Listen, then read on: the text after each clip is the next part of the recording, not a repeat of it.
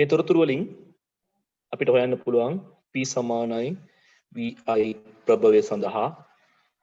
එතකොට ධාරාව I සමානයි P බෙදීම V. P කියන්නේ 5000යි බෙදීම V 1000යි. එතකොට උත්තරය ධාරාව ඇම්පියර් 5යි. එතකොට මේකෙන් තේරෙන්නේ මොකද්ද?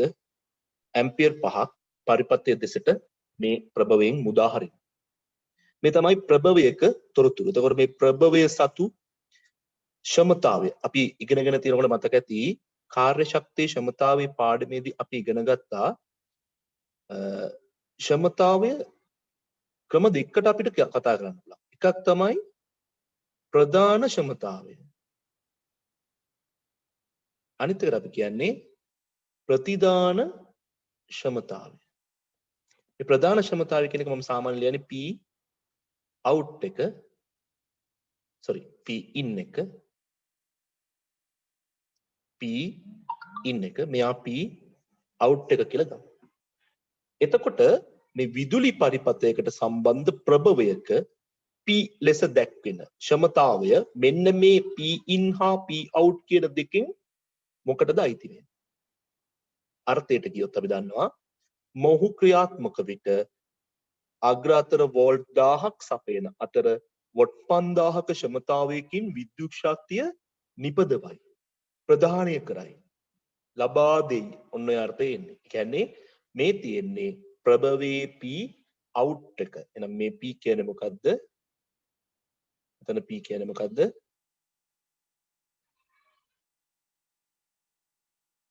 ප්‍රතිදාන ක්ෂමතාවයක්. ඒකට අපි කියන්නේ P out. P out. අපි ඊළඟට යමු උපකරණයට. උපකරණය ගත්තාම උපකරණයෙහි ලේබල් එක තමයි මේ තියෙන්නේ. ඒතර මේ උපකරණේ P දීලා තියෙනවා 60යි වොට්, V දීලා තියෙනවා 240යි වෝල්ට් කියලා. එහෙනම් මේ තියෙන්නේ උපකරණේ අග්‍ර දෙක. එතකොට මේ උපකරණේ P සහ V කින් කියවෙන්නේ මොකද්ද? අපි කියනවා වෝල්ටීයතාවයයි වොට්ටීයතාවයෙන් කියවෙන්නේ මොකද්ද? උපකරණේ අග්‍ර අතර 240ක වෝල්ටීයතාවයක් සැපයු විට උපකරණය විද්‍යුත් ශක්තිය පරිභෝජනය කරන ශීඝ්‍රතාවය වොට් 60යි. නැත්නම් අපි කියනවා තප්පරයට ජූල් 60 බැගින් උපකරණය විද්‍යුත් ශක්තිය ලබා ගනී.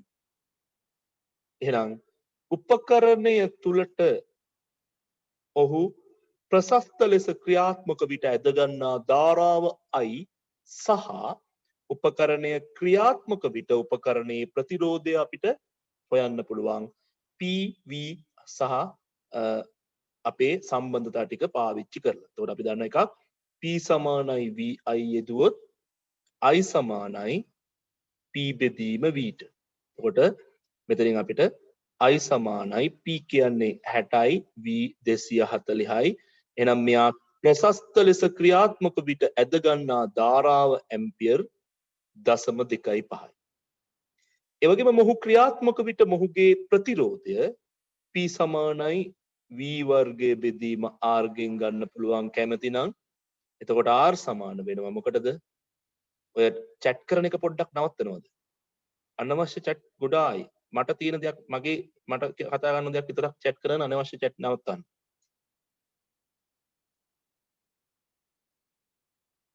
P සමානයි V වර්ගයේ බෙදීම R. එතකොට R සමානයි V වර්ගයේ බෙදීම P ට. එතකොට මෙතන V කියන්නේ 240යි 240යි P කියන්නේ ක්ෂමතාවය 60යි. මේක සුළු කරාම අපිට එනවා 960යි ඕම් කියලා. මොනවාද මේ තොරතුරු වලින් අපිට ලැබුණේ බලන්න. දීලා තියෙන්නේ වොටීයතාවයයි වෝල්ටීයතාවයයි. ප්‍රභවයක් සඳහා වොටීයතාවයයි වෝල්ටීයතාවයෙන් අපිට ගන්න පුළුවන් ප්‍රභවයෙන් ඉවතට දුන්න ධාරාව. උපකරණයක වෝල්ටීයතාවයයි වොටීයතාවයෙන් අපිට ගන්න පුළුවන් උපකරණය තුලට ඔහු નિયમિત පරිදිනේ අපි කියනවා ප්‍රශස්ත ලෙස ක්‍රියාත්මක වීමට ඇද ගන්නා ධාරාව 0.25 ඇම්පියර්. ඔහු ක්‍රියාත්මක විට ප්‍රතිරෝධය 960 ඕම්. මතක තියාගන්න ක්‍රියාත්මක විට ප්‍රතිරෝධය. මොකද උපකරණයක් ක්‍රියාත්මක වෙනකොට ඒ උපකරණය රත් වෙනවා. දැන් බල්බ් එකක් ගත්තම ඕෆ් කරලා තියෙනකොට ප්‍රතිරෝධයට වඩා බල්බ් එක දාලා තියෙනකොට ප්‍රතිරෝධය වැඩි. හේතුව ඕෆ් කරලා තියෙනකොට බල්බ් එකේ සූත්‍රිකාවේ උෂ්ණත්වය කාමර උෂ්ණත්වය 25ක් විතර. හැබැයි බල්බ් එක දැම්මම උෂ්ණත්වය සෙල්සියස් 40කට 50කට වැඩි වෙනවා. අපි දන්නවා ඕනෑම පදාර්ථයක උෂ්ණත්වය වැඩි වෙනකොට ප්‍රතිරෝධය මොකද වෙන්නේ? වැඩි වෙනවා. උෂ්ණත්වය වෙනකොට ප්‍රතිරෝධය වැඩි වෙනවා සන්නායකවල. ඒ අනුව ප්‍රතිරෝධය දඟරේ ක්‍රියාත්මක විට වැඩි. ඕනම උපකරණයක ප්‍රතිරෝධය ක්‍රියාත්මක විට වැඩි. හේතුව මේ ප්‍රතිරෝධය තුලින් ධාරාවක් ගිහිල්ලා ඒ ප්‍රතිරෝධය මගින් ඒ විද්‍යුත් ශක්තිය තාප ශක්තිය බවට හැරවීමේ ප්‍රතිඵලයක් විදියට ප්‍රතිරෝධ දඟරය නැවත රත් වෙනවා. රත් වෙනකොට එයාගේ උෂ්ණත්වය වැඩි වෙලා ප්‍රතිරෝධයත් වැඩි වීමට ලක් වෙනවා. ඒ අනුව ක්‍රියාත්මක විට ප්‍රතිරෝධය කියන එකයි ක්‍රියා නොකරන විට ප්‍රතිරෝධය කියන එකයි දෙකක්. මතක තියාගන්න මේ උපකරණ සම්බන්ධ මේ සම්බන්ධතාවයෙන් ක්‍රියා කරන විට ප්‍රතිරෝධය තමයි අපිට හොයන්න පුළුවන්. ක්‍රියාත්මක නොවන විට ප්‍රතිරෝධය හොයන්න බෑ. right? දැන් මේ උපකරණයේ ගහලා තියෙන P ගෙන් මොකද්ද කියන්නේ? මෙයාගේ P ගේ අර්ථය මොකක්ද? මෙතන P කියලා කියන්නේ ඔයගොල්ලෝ කල්පනා කරලා බලන්න. දැන් මේ අවස්ථාවේදී P බලන්න උපකරණයට අදාළ තොරතුරු නිකන් නැවත පොඩ්ඩක් මතක් කරන්න P සහ V ගේ අර්ථය. මොහුගේ සූච්‍යය ක්‍රියාත්මක විට ඔහු විසින් ලබා ගන්නා ශක්තිය තමයි P ගෙන් කියවෙලා තියෙන්නේ. එහෙනම් මේ තියෙන්නේ P මොකද්ද? මේ P ට අපි කියනවා ප්‍රධාන ක්ෂමතාවයක් මේක. ඒ කියන්නේ P ඉන් එක තමයි උපකරණය සඳහා දීලා තියෙන්නේ. P ඉන් එක තමයි උපකරණය සඳහා දීලා තියෙන්නේ. මතක තියාගන්න කාර්යක්ෂමතාව හොයනවා නම් දැන් උපකරණේ P ඉන් එක දන්නවා. P out එක දන්නවද? දන්නේ නැහැ. ඕනම විදුලි උපකරණ අපි හිතමු බල්බ් එකක් දීලා තියෙනවා වොට් 60යි කාර්යක්ෂමතාව 125යි. කාර්යක්ෂමතාව 125යි. දැන් බල්බ් එකක් නම් ඒක මොකද්ද උපකරණයක්. එහෙනම් මේ වොට් 60 කියන්නේ මොකද්ද? P in. එහෙනම් අපෙන් අහන්නේ මොකද්ද? ප්‍රතිදාන ක්ෂමතාවය. P out එක අහන්න. ඒතර අපිට 125 සමානයි P in එක P out එක ගුණ කිරීම 100ට කියලා දාලා ගාන හදලා ගන්න පුළුවන්. එතකොට මොකද්ද මේ ලැබෙන්නේ? බල්බ් එකක කාර්යක්ෂමතාව 125 කියන එකේ තේරුම 100ක් විද්‍යුත් ශක්තිය ගත්තම 25යි ආලෝකයද. right? ඒ වගේ අදහසක්. එහෙනම් මේ බල්බ් එක ලබාගත්ත වොට් 60ක සීඝ්‍රතාවයකින් බල්බ් එක විදුලි ශක්තිය පරිභෝජනය කරනකොට ආලෝකය ලෙස ලැබුණු ශක්ති ප්‍රමාණය කොච්චරද කියන එක අපිට හොයන්න අපි කාර්යක්ෂමතාවය පාවිච්චි කරනවා. right? හොඳයි. ඊළඟට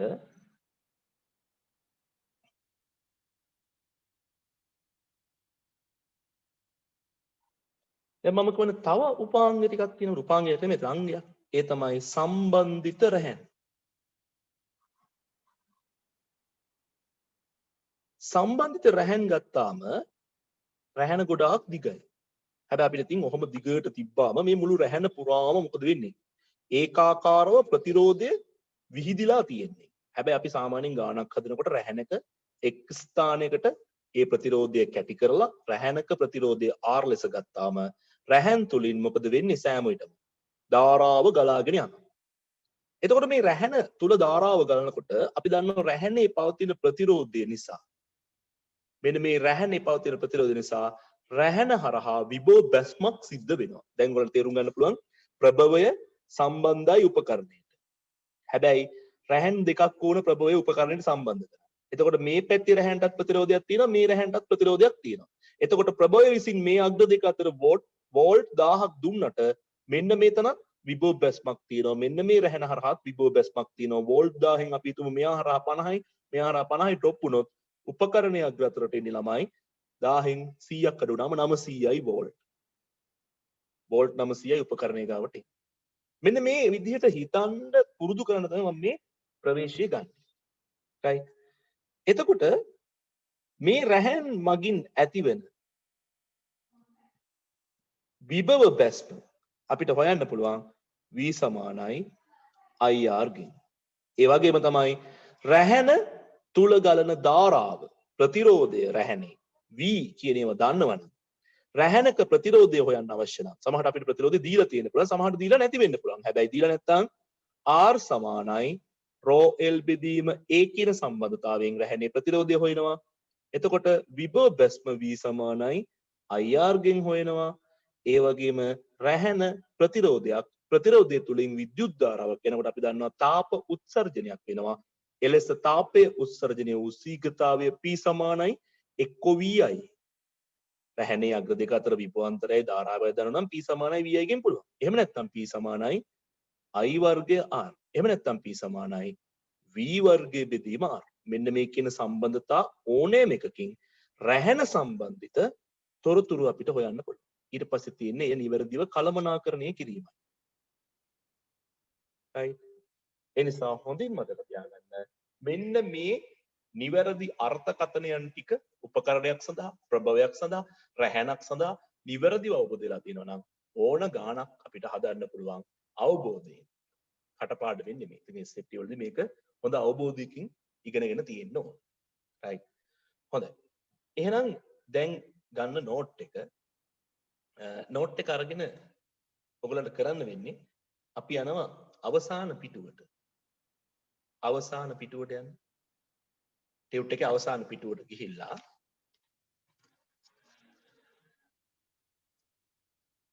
විද්‍යුත් පරිපත සම්බන්ධ සාරාංශය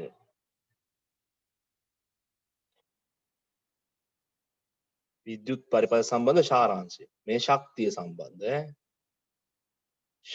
සම්බන්ධ සාරාංශය ලියන්න බලන්න මේක කොටස් තුනකට බෙදාගෙන ප්‍රභවය උපකරණය සම්බන්ධිත රැහැන් ප්‍රභවයෙන් ගන්න පුළුවන් දේ උපකරණයේ තොරතුරු වලින් ගන්න පුළුවන් දේ සම්බන්ධිත රැහැන් වලින් ගන්න පුළුවන් දේ මතක තියාගන්න සමහර ගණන් වල ප්‍රභවයකට P දීලා ප්‍රභවයෙන් ඉවතර වෙන ධාරාව තියෙනවා. ඉතින් ආය අමුතුවෙන් කියන්න දෙයක් නැහැ. P සහ I දන්නවනම් ප්‍රභවයේ අග්‍රතර වෝල්ටේජ් එක හොයන්න පුළුවන්.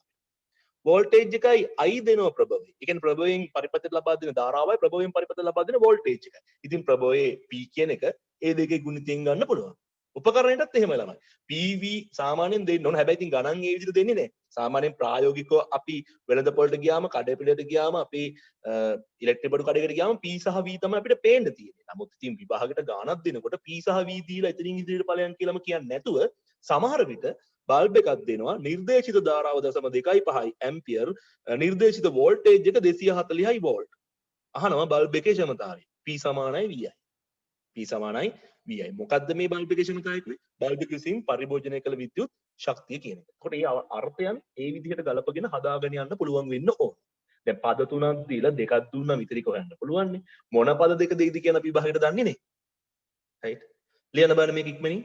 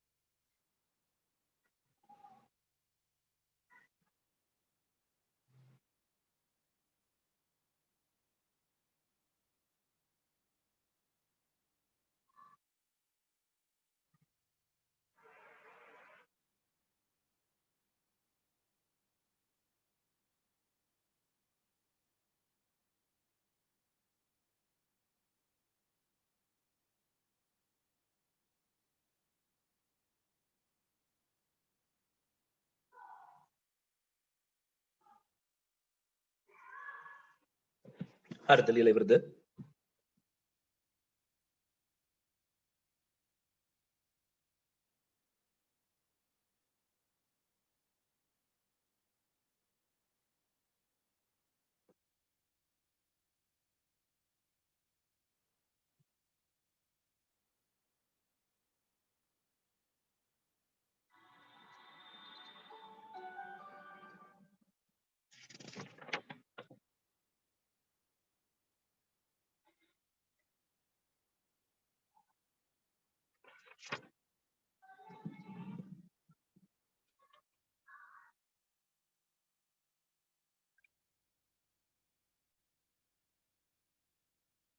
හොඳයි. ඊළඟට දැන් ඔයාලට තේරුණා වොටීයතාව සහ වෝල්ටීයතාව කියන්නේ මොකක්ද? ඒතර වෝල්ටීයතාවයත් වොටීයතාවයත් කියන එක ප්‍රභවයක් හෝ උපකරණයක් පදනම් කරගෙන ප්‍රකාශ කරනකොට අර්ථානුකූලව පොඩි වෙනසක් තියෙනවා. ඒ අර්ථයෙන් තමයි අතරම අපි ප්‍රශ්නයකට පිළිතුරක් ලබා දෙන්න ප්‍රවේශ වෙන්නේ. මේ විද්‍යුත් ධාරාවක තාපන ඵලය ඕනෑම ප්‍රතිරෝධයක් තුලින් විදුලි ධාරාවක් ගලාගෙන යනකොට ප්‍රතිරෝධය R ගලන ධාරාව I මේ ප්‍රතිරෝධයේ අග්‍ර දෙක අතර විභවාන්තරය V කියලා ගත්තොත්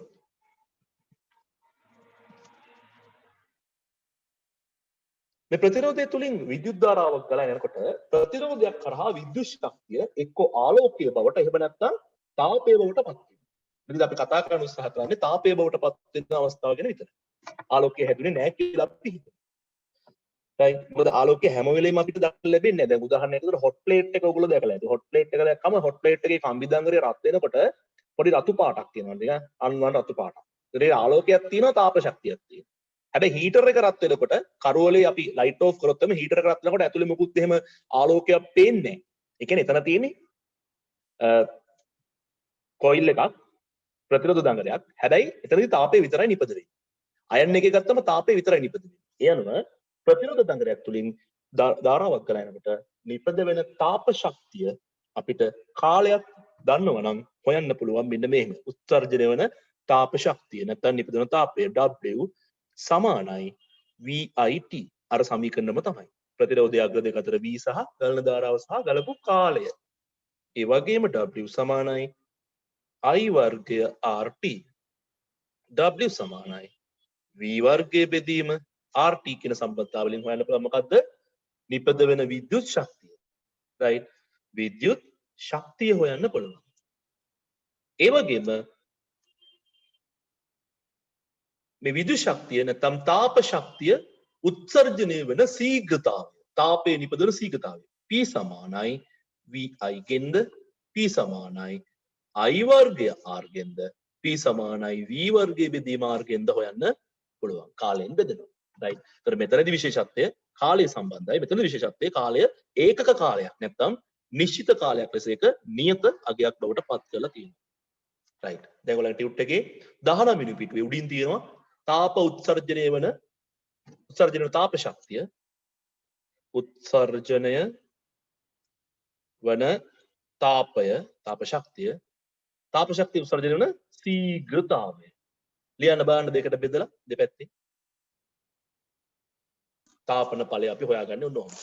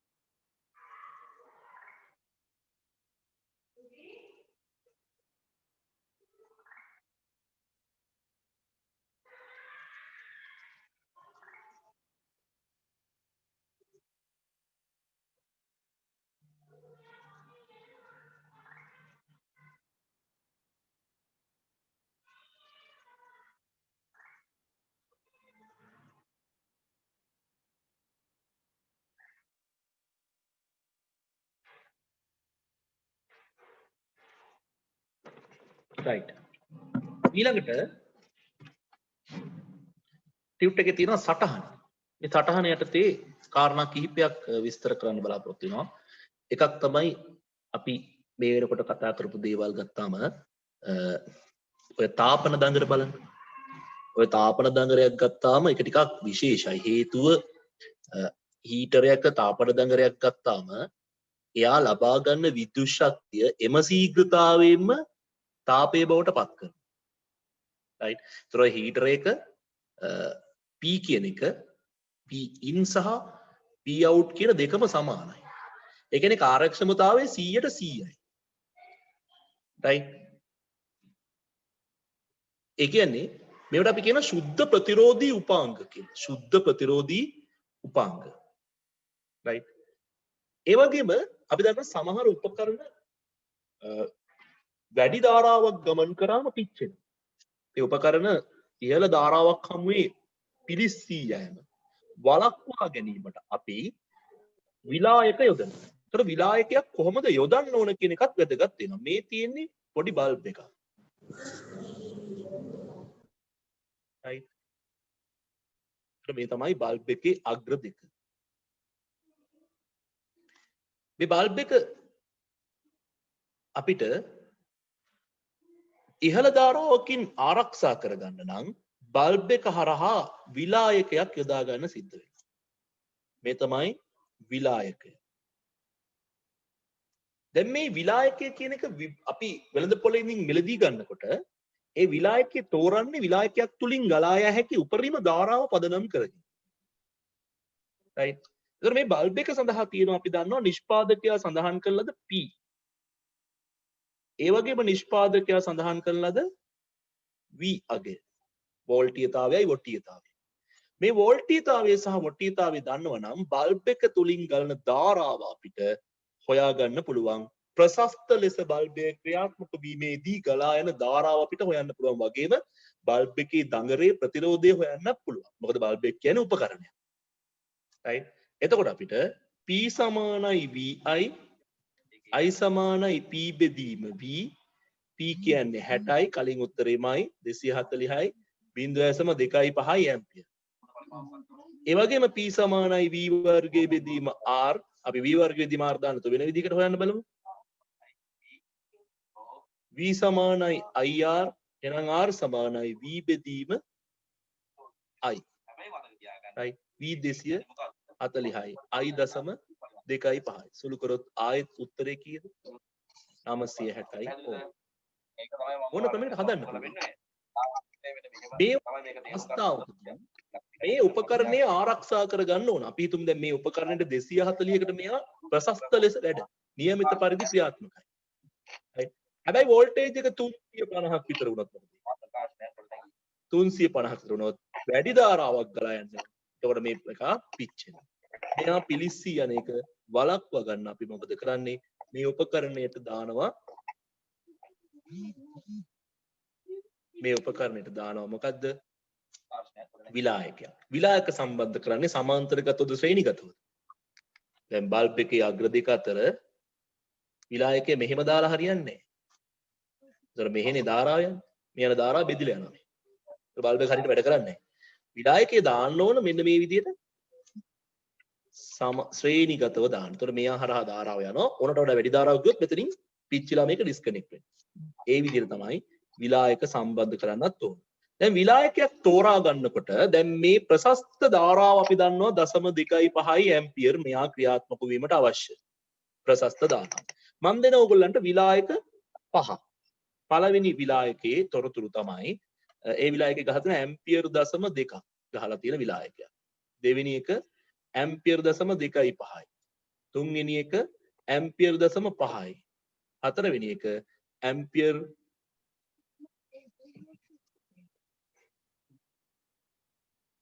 0.3යි.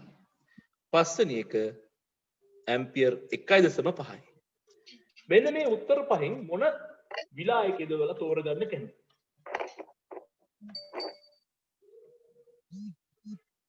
මොන විලායකද අපි තෝරගන්නේ? දැන් මේ බල්බ් එක නිවැරදිව ක්‍රියාත්මක වෙන්න නම් 0.25ක් ධාරාවක් ගලන්න ඕන. එතකොට 0.2ක විලායකයක් දැම්මොත් බල්බ් එකේ ස්විච් එක දානකොටම 240කට සම්බන්ධ කරලා බල්බ් එකේ ස්විච් එක දාපු ගමන් බල්බ් එක වැඩ කරන්නේ 240ක් දුන්නොත් ඇම්පියර් 0.25ක් අදිනවා. ඇයි නිෂ්පාදකයා කියන්නේ 240ක් දෙන්න වොට් 60ක සීක්‍රතාවයකින් විද්‍යුත් ශක්තිය පරිභෝජනය කරනවා කියලා. ඒ අනුව 240 අග්‍ර දෙක අතර ආපු ගමන් ඇම්පියර් 0.25ක් අදිනවා. හැබැයි ඇම්පියර් 0.2ක විලායකයක් නම් දාලා තියෙන්නේ පියුස් එක පිච්චෙනවා. පියුස් එක පිච්චෙනවා. එතකොට මේක ගැලපෙන්නේ නැහැ. හේතුවක් තේරුම් ගන්න. ඇම්පියර් 0.25 ගන්න. දැන් නිර්දේශිත ධාරාවත් ඇම්පියර් 0.25යි. අපි උපකරණයට දානවා ඇම්පියර් 0.25ක පියුස් එකක්. ස්විච් එක දානකොට 240ක වෝල්ටේජ් එකක් තියෙනකොට ඇම්පියර් 0.25ක් ධාරාව ගලන නිසා පියුස් එක පිච්චෙන්නේ නැහැ කියලා කෙනෙකුට හිතන්න පුළුවන්. හැබැයි ළමයි අපේ නිවසක මූලික සැපයුම ගත්තාම 240 කියන එක ප්‍රත්‍යවර්ත වෝල්ටිතාවයක් මේක නිශ්චිත නැහැ. නිශ්චය නැත්නම් නියත නැහැ. ඔක 230ක් 250ක් වගේ අගයක් අතර විචලනය වෙනවා. ඒක අපිට දැනෙන්නේ අපේ විදුලි උපකරණ වලට. එතකොට මොකද වෙන්නේ? පියුස් ස්විච් එක දාලා ටික වෙලාවක් යනකොට පියුස් එක යනවා. ඇයි? 240 තියෙදි නම් 0.25 250ක් වෙච්ච ගමන් 0.2යි 6ක් විතර පොඩ්ඩක් වැඩි වෙනවා. වැඩි වෙච්ච ගමන් පියුස් එක පිච්චෙනවා.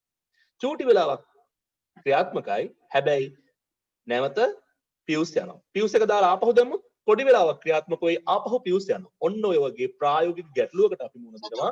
මෙන්න මේ පියුස් එක දැම්මේ. ඒ අනුව 0.25 ගැලපෙන්නේත් නැහැ. 0.5ක් ඇම්පියර් 0.5ක් ඇම්පියර් කියන ළමයි ඇම්පියර් 0.25 වගේම දෙකක්. ඒ කියන්නේ නිකමට හිතන්නකො වෝල්ට් ඇම්පියර් 0.25ක පියුස් එකක් දැම්මම සිද්ධ වෙන්නේ මොකක්ද දන්නවද? ඇම්පියර් 0.25කට වඩා වැඩි ධාරාවක් ගියොත් විතරයි පියුස් එක පිච්චෙන්නේ. උපකරණයේ ක්‍රියාත්මකයි ඇම්පියර් 0.25ට.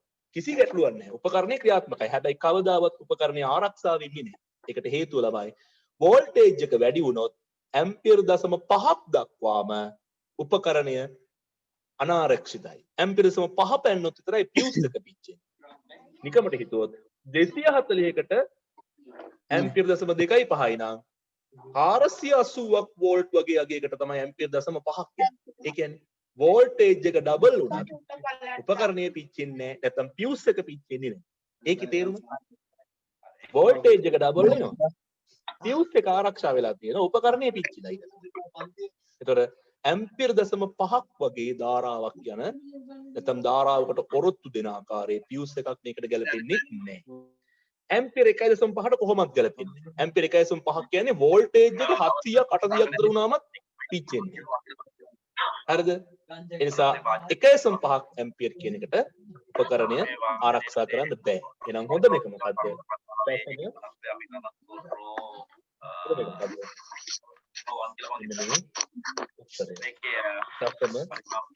ඇම්පියර් කියන එක. ඇයි එහෙම කියන්නේ? 0.25ට වඩා චුට්ටක් වැඩි එකක් තමයි උත්තර ඉදිරියට තෝරගන්නේ. පියුස් එක අපි දාන්න ඕන නිර්දේශිත ධාරාවට වඩා මදක් වැඩි ධාරාවක් සඳහන් විලායකයක් පාවිච්චි කරන්න ඕන. නිර්දේශිත ධාරාවට වඩා මදක් වැඩි විලායකයක් භාවිතා කරන්න ඕන. එතකොට අපිට අහවල් අගය කියලා කෙලින්ම කියන්න බෑ. හැබැයි උත්තර පහක් දුන්නොත් ඒ උත්තර පහෙන් සුදුසු අගය මොකක්ද කියන එක තෝරා ගැනීමේ හැකියාව තියෙන්න ඕන. දැන් එන මේකත් දැන් මට කියන්න මෙතන v කියන්නේ කොච්චර?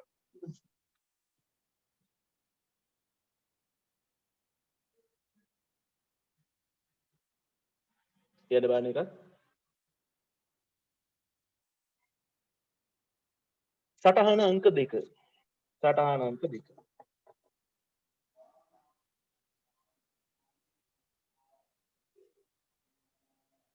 ලියා ගන්න.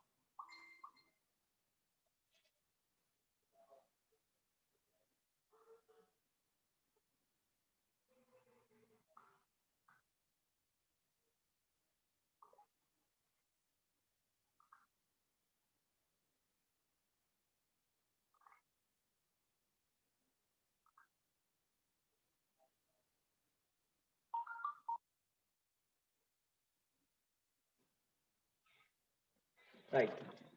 ඊළඟට හතරවෙනි පොයින්ට් එක යටතේ ලියමු අපි.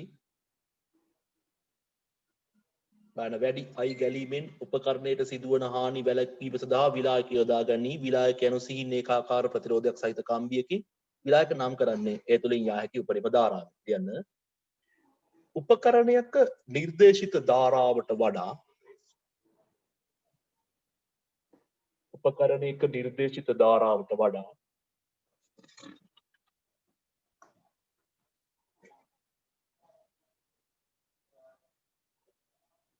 උපකරණයක නිර්දේශිත ධාරාවට වඩා මදක් වැඩි ධාරාවක්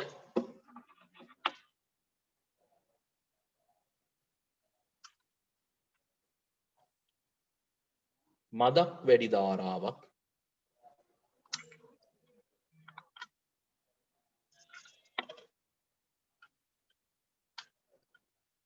සඳහන් කර ඇති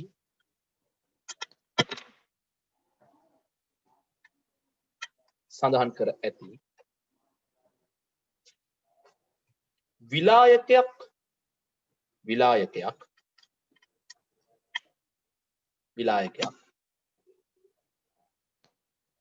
උපකරණයට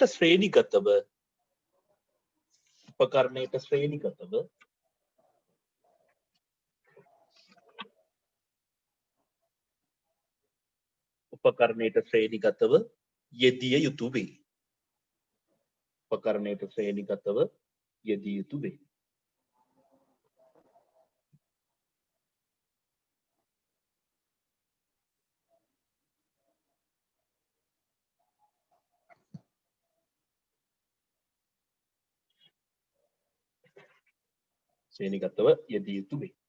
ඊළඟ අභ්‍යාස අංක 5 මම අභ්‍යාස දෙකක් කරලා ඔයගලන්ට අවස්ථාව දෙන්න. ඉතින් අභ්‍යාස ටික කරන්න. අභ්‍යාස අංක 5 පළවෙනි එක අපි කතා කරමු. පළවෙනි එක. බලන්න.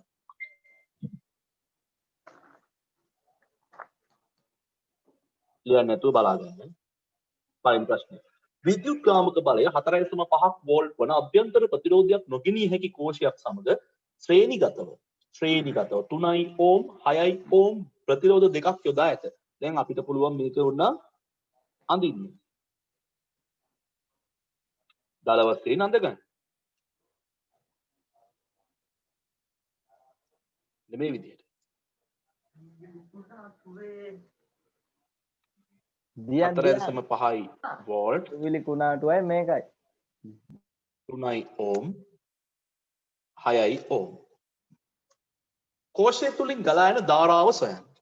අපි දන්නවා මෙවැනි අවස්ථාවකදී කෝෂය තුලින් ගලන ධාරාව කියන්නේ මෙන්න මේ පරිපථයේ ගලන ධාරාව I කියලා ගත්තොත් මේ පරිපථයෙන් තුලින් ගලන ධාරාව මෙතන විද්‍යුත්ගාමක බලය E සමානයි මෙච්චරයි අභ්‍යන්තර ප්‍රතිරෝධය කීයද බිඳුවයි. ඒ නිසා අපිට බය නැතුව හදන්න පුළුවන් R බිඳුව නිසා. අපිට ඕනනම් පුළුවන් මේ පරිපථයේ වෙනුවට සමක ප්‍රතිරෝධය යොදා ගන්නා ලද පරිපථය භාවිතා කරන්න මේ වැඩේට. එතකොට ඇන්දොත් මොකද වෙන්නේ? මේ පරිපථයේම ඇන්දොත් 4.5 වෝල්ට් E සමානයි R බිඳුවම තමයි සමක ප්‍රතිරෝධය 9යි ඕම්.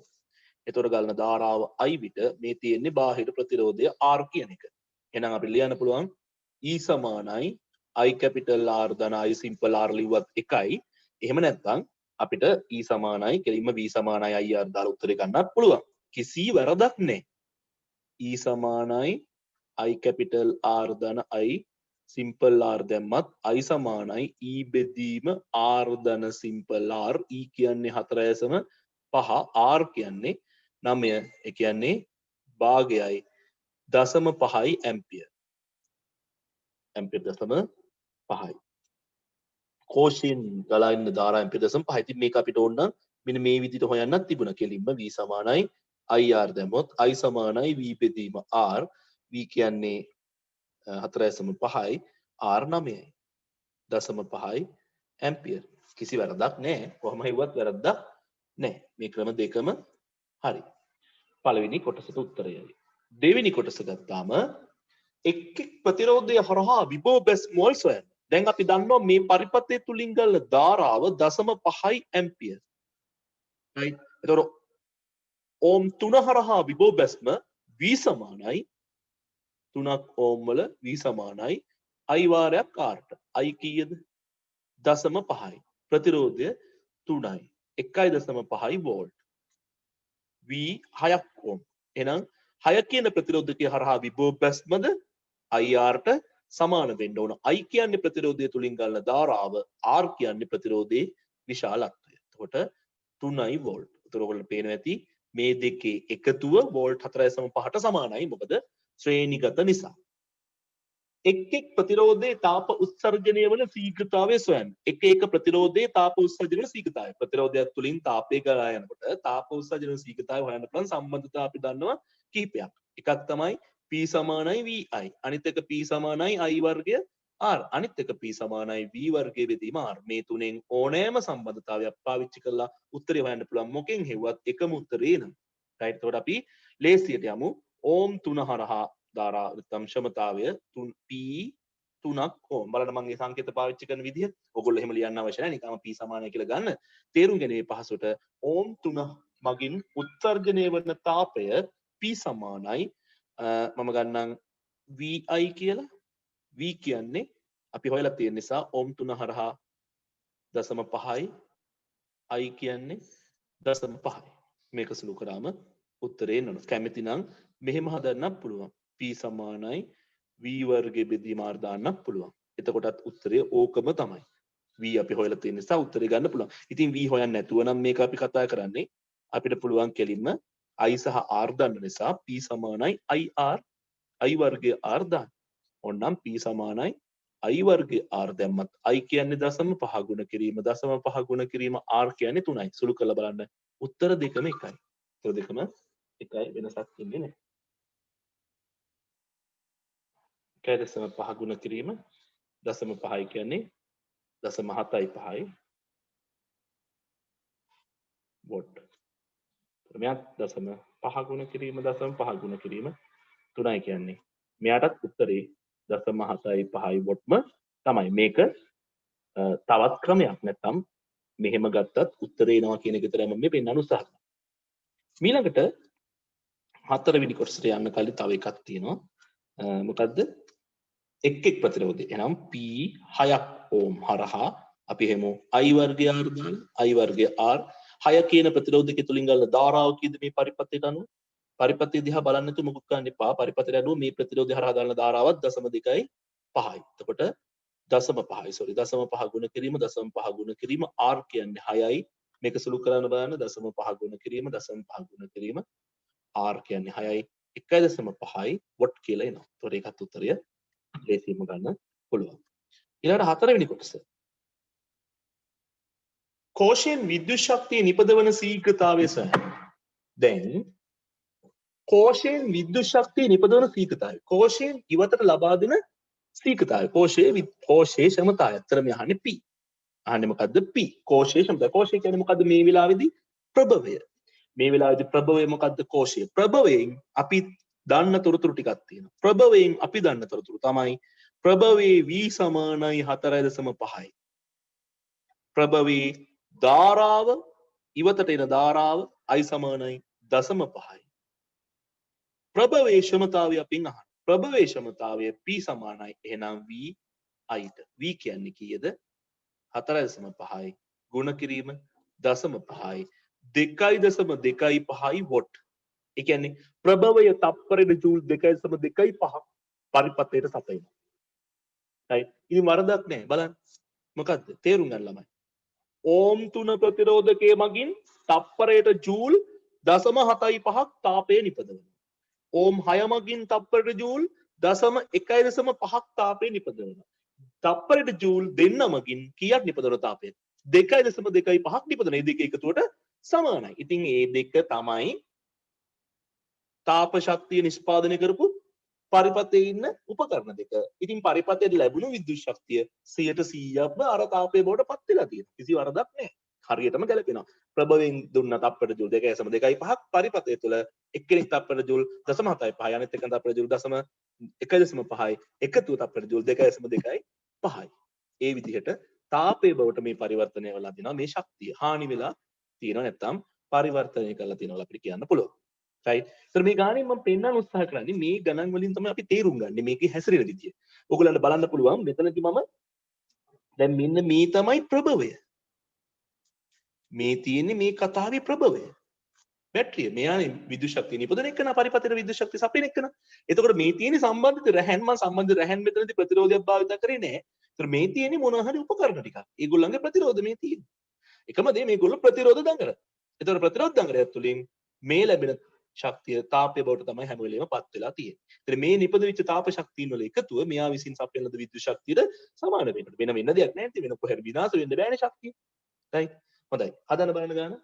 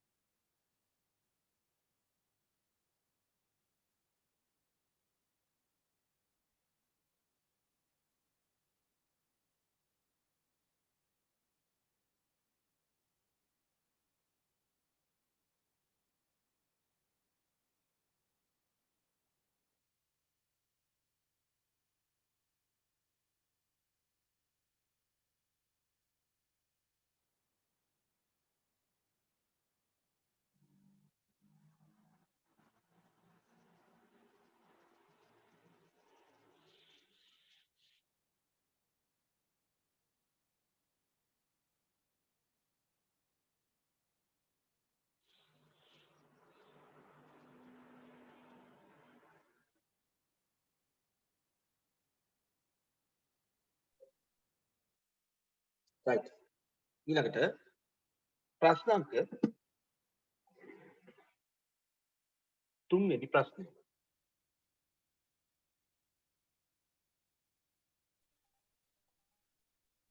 3 වෙනි ප්‍රශ්නය බලා ගන්න හැමෝම අධිවෝල්ටීයතා සම්ප්‍රේෂණ රැහැනක ප්‍රතිරෝධය විද්‍යාසම 3ක් දැන් ඔක කියවන විදිහ අනුව තමයි වැඩි තීරණය වෙන්නේ කිලෝමීටරයට ඕම් 0.3යි කිලෝමීටරයකට ඕම් 0.3ක් තියෙනවා මේ රැහැනේ 1 කිලෝමීටරයකට ඕම් 0.3ක් ඒ තුලින් ගල ධාරාව ඇම්පියර් 1000යි විදුලි බලාගාරයේදී සැපයුම් වෝල්ටීයතාව කිලෝවෝල්ට් 700යි විදුලි බලාගාරයේ සිට කිලෝමීටර 160ක් දුරින් දීගි නගරයකට විද්‍යුත් ශක්තිය සම්ප්‍රේෂණය කරනු ලබන. දැන් අපි පොඩි පරිපත්‍යක් අඳිමු. රයිට් දල වශයෙන් පොඩි අදහසක් එන්න පරිපත සැකස්මකට යමු. මේ තියෙන්නේ බලාගාරය කියලා හිතමු අපි. බලාගාරය. මේක තමයි ළමයි ප්‍රභවය.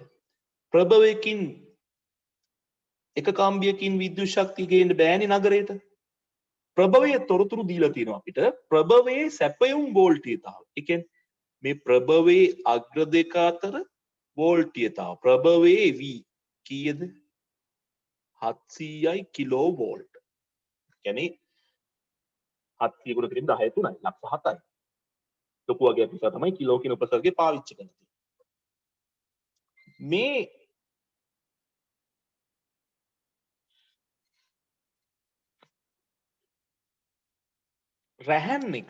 රැහැන ගත්තම අපි මෙහෙම අන්තිම බලන්න. දැන් මෙහෙම ආවම මේ තමයි නගරය. මම අර හැමදාම කියනවා වගේ. දැන් මේක ලොකු සංකීර්ණ ටිකක් ප්‍රබල පරිපතට අපි කියනවා ටිකක් big picture එකක්. පොඩි අර අපි අතපත ගාපු වයර් කෑලි වගේ නෙමෙයි. හැබැයි මේකත් පරිපතයක්. බලාගාරයේ තියෙන ප්‍රබල විදිහට මහ විශාල එකක්. අර කලින් කතා කරපු එකේදී බැටරිය හැසිරුණේ මේ විදිහට. කලින් කතා කරපු ප්‍රතිරෝධය හැසිරුණා වගේ මෙන්න නගරය උපකරණයේ විදිහට තියෙනවා. උපකරණය තමයි නගරය. මේගොල්ලොන්ගේ දුර අපිට කියනවා මෙතන මේක අපිට වැදගත් වෙන වෙන අවස්ථාවක් කිලෝමීටර් 160ක් කියන. මේ දෙන්න අතර දුර. ඒතර කල්පනා කරලා බලන්න. මෙන්න මේ රැහැනට ප්‍රතිරෝධයක් නැති නෙහෙනේ ප්‍රතිරෝධයක් තියෙනවා. එහෙනම් රැහැන් වලට තියෙන ප්‍රතිරෝධය අපිට සඳහන් කරන්න වෙනවා. ඒ කියන්නේ මේ පැත්තේ රැහැන්ටත් ප්‍රතිරෝධයක් තියෙනවා. මේ රැහැන්ටත් ප්‍රතිරෝධයක් තියෙනවා. හැබැයි ඒ ප්‍රතිරෝධය තියෙන්නේ මේ එක තැනක විතරද නැහැ. මුළු කිලෝමීටර් 160 පුරාම විහිදිලා තියෙනවා. ඉතින් අපිට පළවෙනි ප්‍රශ්نين අහනවා රැහැන් වල ප්‍රතිරෝධය කොපමණද කියලා. රැහැන් වල ප්‍රතිරෝධය ගත්තාම රැහැන් වල මුළු දිග අපෙන් අහන්නේ මුළු ප්‍රතිරෝධයනේ. උඩ කෑල්ල කිලෝමීටර් 160යි යට කෑල්ල කිලෝමීටර් 160යි කියලා වෙන වෙනම නෙමෙයි. ඒ නිසා මුළු දිග ගන්න 320ක් කිලෝමීටර්. එහෙනම් ප්‍රතිරෝධය අපිට දීලා තියෙනවා කිලෝමීටරයකට නම් ඕම් 0.3යි. එහෙනම් කිලෝමීටර් 320කට කීයද? කිලෝමීටර් කැපිලා ගිහිල්ලා සුළු කරාම අපිට ලැබෙනවා 96යි ඕම් කියලා. ඕම් 96යි. රැහැන් වල මුළු ප්‍රතිරෝධය ඕම් 96යි. දැන් මම මේ රැහැන උඩ එකයි යට එකයි කියලා වෙන් කරගෙන ගාන හැදුවොත් උඩ එකට ඇත්තටම 96න් භාගයක් එනවා. ඒ කියන්නේ 48ක් ඕම්. යට එකෙත් 48ක් ඕම්. ඔය විදිහට තමයි එන්න ඕනේ.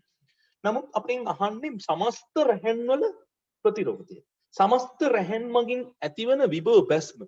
මොකද රැහැනට තියෙන ප්‍රතිරෝධය නිසා ධාරාව වෙනකොට ඒ ප්‍රභවය මගින් සපයපු විභව අන්තරයෙන් කොටහක් රැහැන් වලදී හානි වෙනවා නැත්නම් ඩ්‍රොප් වෙනවා අඩු වෙනවා.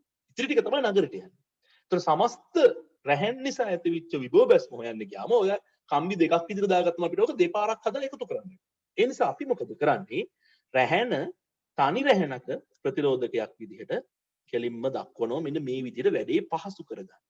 මෙයා කෙලින්ම 96යි ඕ කියලා අපි ගන්න. right ඊළඟට අපි දැන් රැහැන් වල ප්‍රතිරෝධය හොයලා තියෙනවා. මේ ගානේ පටන් ගන්නකොට අපිට කියනවා මේ අධිබලති විදුලි රැහැන් තුලින් ගන්න ධාරාව I සමානයිලු ඇම්පියර් 1000ක් කියලා. ඇම්පියර් 1000යි. එහෙනම් දැන් මොකද්ද මේ අපිට තේරුම් යන්නේ? බලාගාරය තමයි ප්‍රභවය. ප්‍රභවයේ වෝල්ටේජ් එක දීලා තියෙනවා. ප්‍රභවයෙන් ඉවතට එන ධාරාව දීලා තියෙනවා. ප්‍රභවයෙන් ඉවතට එන ධාරාව දීලා තියෙනවා. හැබැයි ප්‍රභවයේ ක්ෂමතාවය දීලා නැහැ. P නැත්නම් වොටීයතාවය දීලා නැහැ. හැබැයි ඉතින් ක්‍රියාත්මක විට වොටීයතාව හොයන්න මෙන්න මේ වෝල්ටේජ් එකයි ඉවතට ආපු ධාරාවයි අපිට ප්‍රමාණවත්. right? තේරුම් ගන්න. මම කලින් උදාහරණයක් මතක ඇති. P සහ V දන්නකොට අපි ඉවතට එපු ධාරාව හෙව්වා. මේකේ ඉවතට එන ධාරාවයි වෝල්ටේජ් එකයි දන්නවා. එහෙනම් අපිට P හොයන්න පුළුවන්. ඊළඟට අපි අහන ප්‍රශ්නයක් රැහැන් වල සිදුවන විභව බැස්ම කොපමණද? රැහැන් වල විභව බැස්ම V සමානයි IR. ධාරාව ඇම්පියර් 1000යි. මෙයා 96යි. මේ කම්බිවල මුළු ප්‍රතිරෝධය. එතකොට විභව බැස්ම ලියන්න පුළුවන් 96යි කිලෝ වෝල්ට් කියලා. ඒ කිලෝ කියන්නේ 1000. 96යි කිලෝ වෝල්ට් කියලා ලියන්න පුළුවන්. තුන්වෙනි කොටස බලමු. නගරයට ලැබෙන වෝල්ටීයතාව. අන්න බලන්න වැඩි. දැන් ළමයි මෙයා විසින් සැපෙව්වා 700ක්. මෙන්න මෙතන මගදී ඩ්‍රොප් එක 96ක් කිලෝ වෝල්ට්. එහෙනම් නගරයට ඉතිරි වෙන්නේ කීයද? ඉතිරි වෙන්නේ 700ක් කිලෝ වෝල්ට් වලින් 96ක් කිලෝ වෝල්ට් අඩු කරන්න ඕන. right? ප්‍රභවයේ සපයපු විභව අන්තරයෙන් කොටහක් රැහැන් වල විභව බැස්මක් ලෙස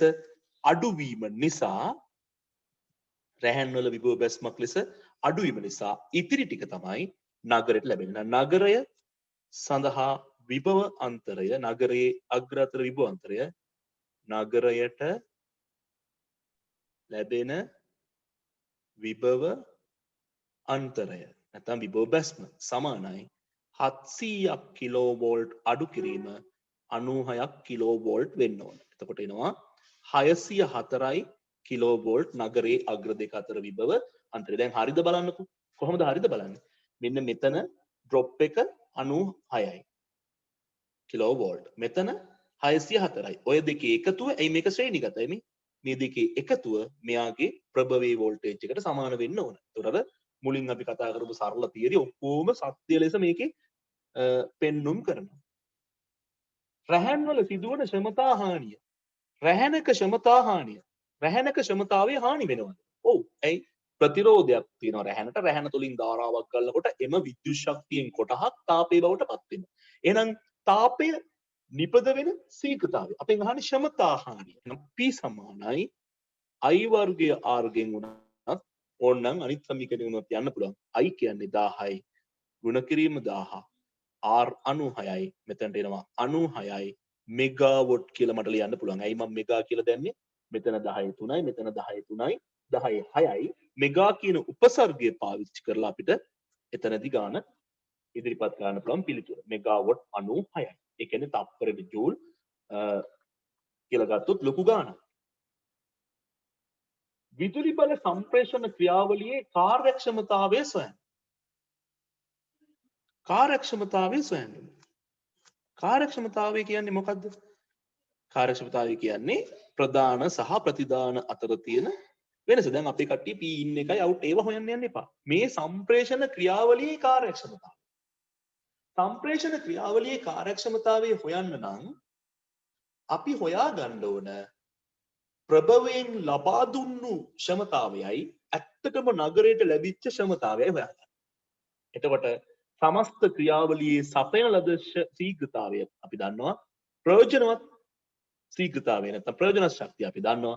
ඒ දෙක අතර අනුපාතයේ ප්‍රතිශතය තමයි කාර්යක්ෂමතාවය කියලා කියන්නේ. එහෙනම් මම ඉස්සෙල්ලා හොයනවා බලාගාරයේ